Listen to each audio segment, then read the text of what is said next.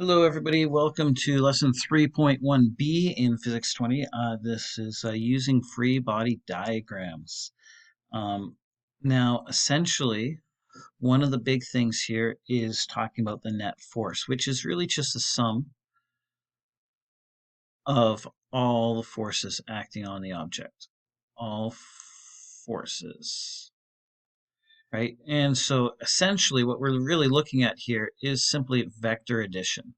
And we have done vector addition before. Now, a stationary object, meaning, or non-accelerating ones, meaning that it's got a constant velocity, will have a net force of 0. Now, one thing as we're kind of going through these, there are a few assumptions that we're making about ropes, and that makes them for some inferences, including negligible mass and negligible thickness, and it does not stretch at all. Most of these are really just about kind of simplifying things, because if you think about, let's say, a rope which might be bound or right have multiple directions of things actually pulling as it's going through, we're just assuming that they move in a straight line, and we're ignoring the mass of the rope as being a part of what's actually being pulled. And so you've got something. Please copy this in your book, but pause the video, you can copy those out and then rejoin.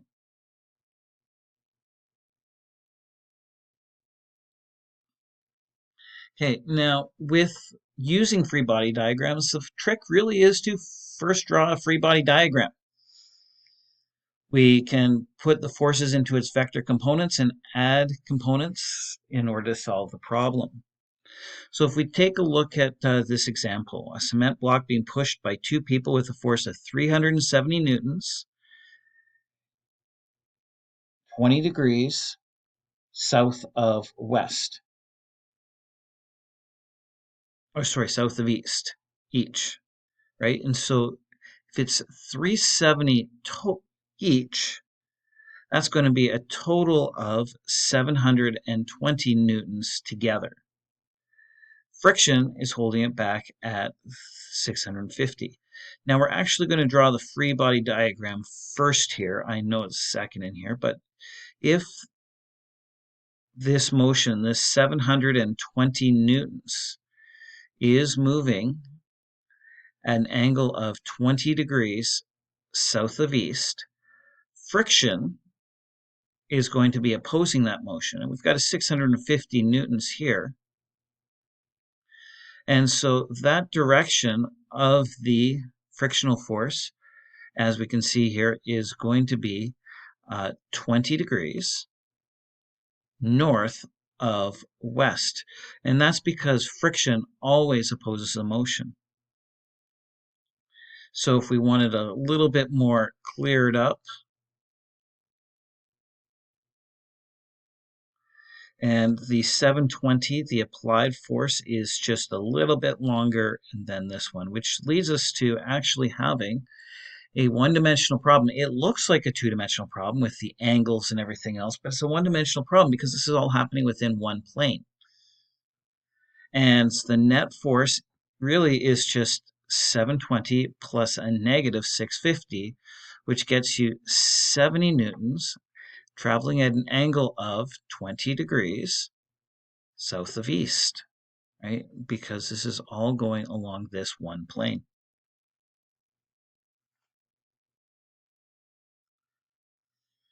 Now the same individuals are pulling ropes at 20 degrees south of east and 20 degrees north of east with a frictional force of 650 newtons west. And so the free body diagram would look something like this. 370,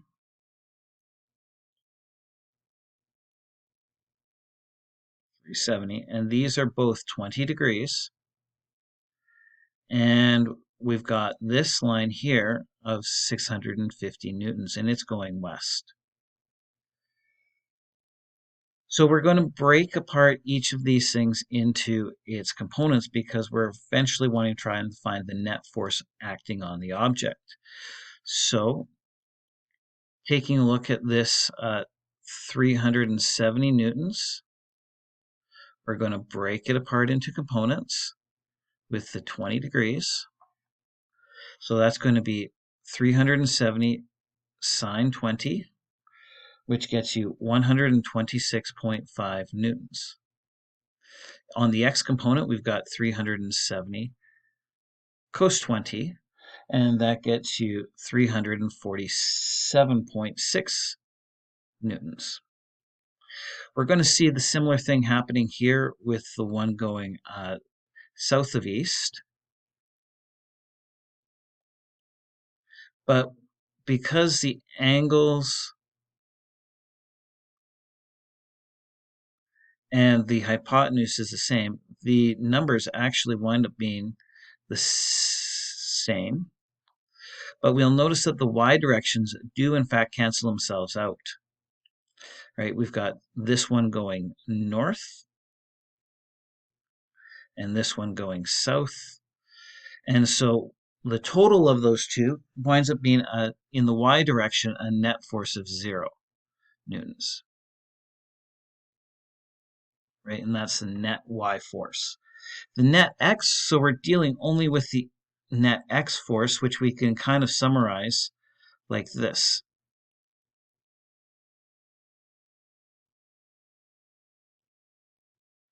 Okay? Right? And so if we were to take 347.6 plus 347.6 plus negative 350, that gets you a net force of 45.2 newtons, and that is traveling directly east.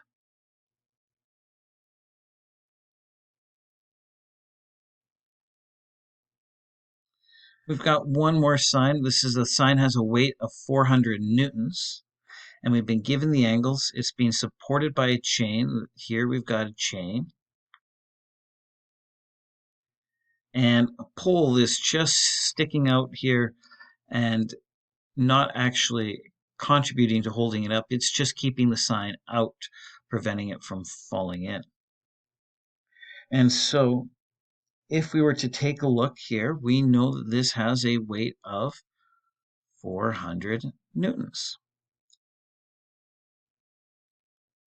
which means the chain would have to hold up 400 newtons. And being that this is in the y direction, means this y direction is also going to have to support 400 newtons.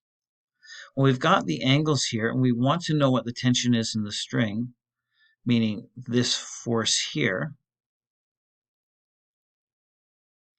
And so that force can be calculated because we know that this is your opposite side, this is your angle. So sine of an angle is equal to opposite over hypotenuse. So sine 30 is equal to the opposite being side of 400 divided by the hypotenuse.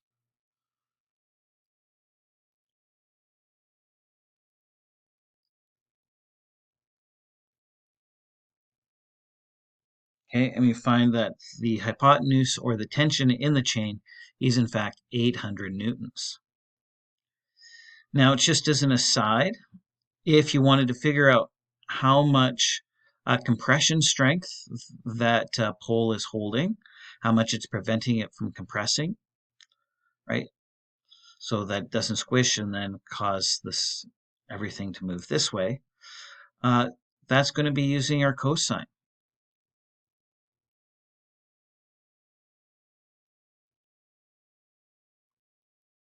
Oh, wait, sorry. No, not cosine. Tangent. Tangent. We've got the opposite. We're looking for the adjacent. Tangent. My apologies. So the opposite is 400. The adjacent is what we're looking for. And so that adjacent side is going to be actually 693 newtons. And so the chain has to withhold a tension of 800 newtons. and the pole would have to withhold a compression of 693 newtons in order to support this 400 newton sine out in this particular pattern. Again, key thing, draw the free body diagram first and then do your vector addition in order to solve the problem. That's it, everybody. Have a great day. If you got any questions, let me know.